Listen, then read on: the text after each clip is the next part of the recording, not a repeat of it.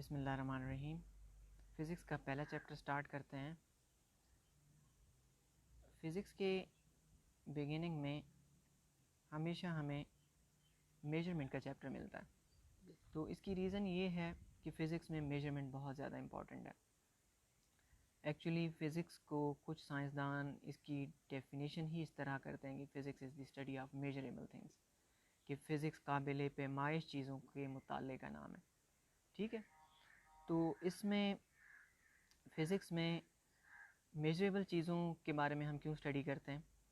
اس کی ریزن یہ ہے کہ فزکس میں اگر کوئی چیز میجر نہیں ہو سکتی، چاہے وہ ہماری دنیا میں موجود بھی ہو نا، تو اس کو ہم لیب میں ٹیسٹ نہیں کر سکتے۔ مثلا خوشی ہے، غم ہے، یہ بھی چیزیں جو نظر آتی ہیں، خوشی نظر آتی ہے لیکن اس کی پیمائش نہیں ہو سکتی، اس لیے فزکس میں لیب میں ٹیسٹ نہیں ہو سکتی۔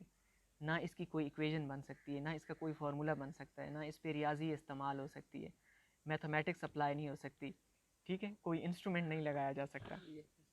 تو اس وجہ سے ہم اس کو فزکس میں ڈسکس نہیں کر سکتے، ٹھیک ہے۔ تو خوشی اور غم نظر آنے والی چیزیں ہیں لیکن یہ فزکس میں نہیں ہے، اوکے۔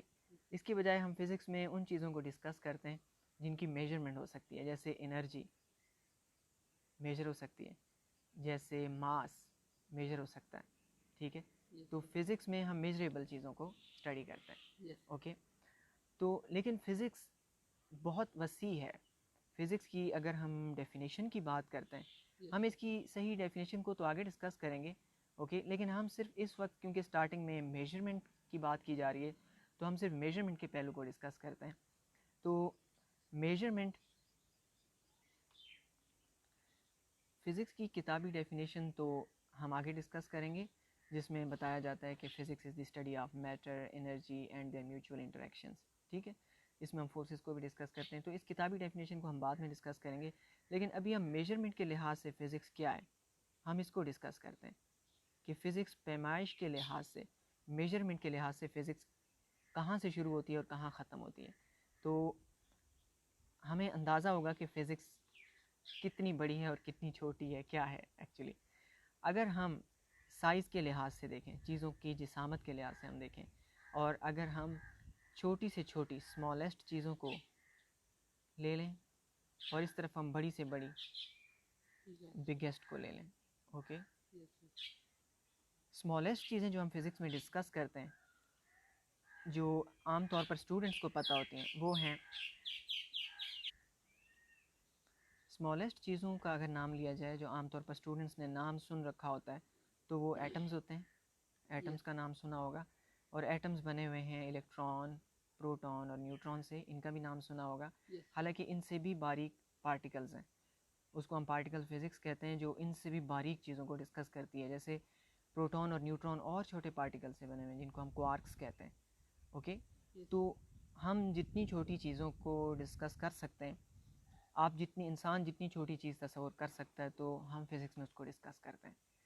کوئی اور فیلڈ اتنی باریک چیزوں کو ڈسکس نہیں کرتی، اوکے۔ اور اگر ہم چھوٹی چیزوں کی بات کریں تو صرف فزکس نہیں، کیمسٹری بھی ڈسکس کرتی ہے، لیکن کیمسٹری ایٹم سے شروع ہوتی ہے اور ایٹم سے لے کر وہ مالیکیولز کی بات کرتی ہے۔ بائیولوجی ڈی این اے سے شروع ہوگی اور ویل مچھلی یا اس طرح کے بڑے جانوروں پہ جا کے ختم ہو جائے گی۔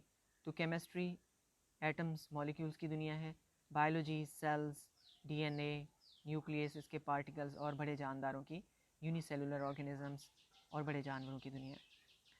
لیکن اس سے چھوٹی چیزوں کو ڈسکس کرنا ہو تو فزکس ڈسکس کرے گی، ٹھیک ہے۔ اور ان سے بڑی چیزوں کی اگر ہم بات کریں، پورے پلانٹ کی بات کریں، ہم پورے سولر سسٹم کی بات کریں، ٹھیک ہے، گیلیکسی کی بات کریں، اور ہم جانتے ہیں کہ گیلیکسی میں اربوں ستارے ہوتے ہیں، ٹھیک ہے۔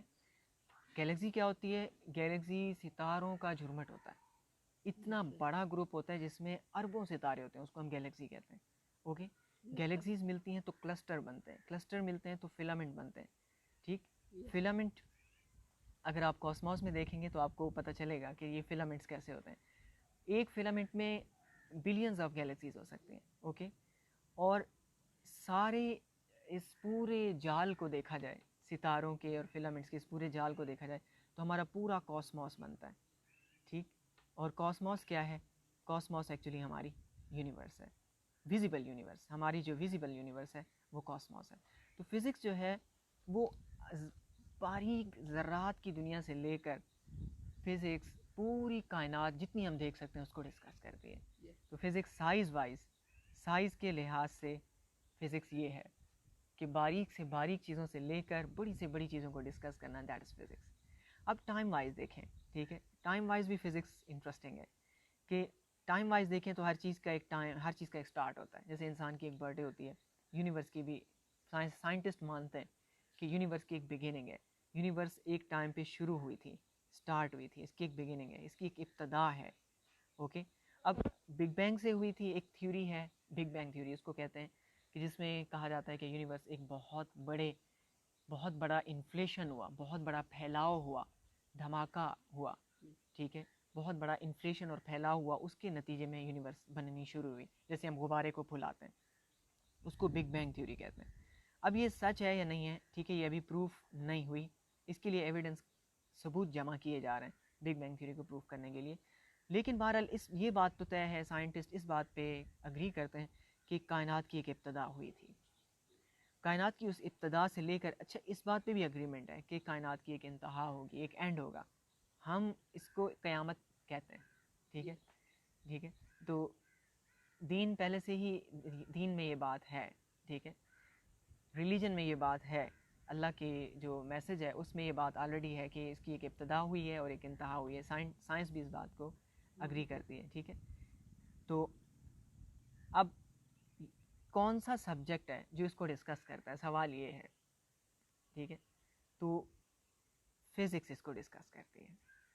فزکس اس لحاظ سے بھی آگے ہے تمام سبجیکٹ سے کہ یہ وہ سبجیکٹ ہے جو کائنات کو ابتدا سے لے کر اس کی ایک انتہا تک ڈسکس کرتا ہے.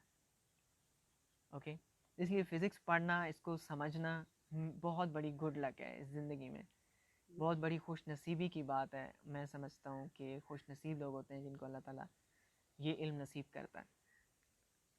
ورنہ پیسہ تو لوگوں کے پاس ہے، ٹھیک ہے، لیکن ہر کسی کے نصیب میں نہیں ہوتا دنیا گھومنا، ٹھیک ہے. ہر پیسے والے کے نصیب میں نہیں ہے دنیا گھومنا.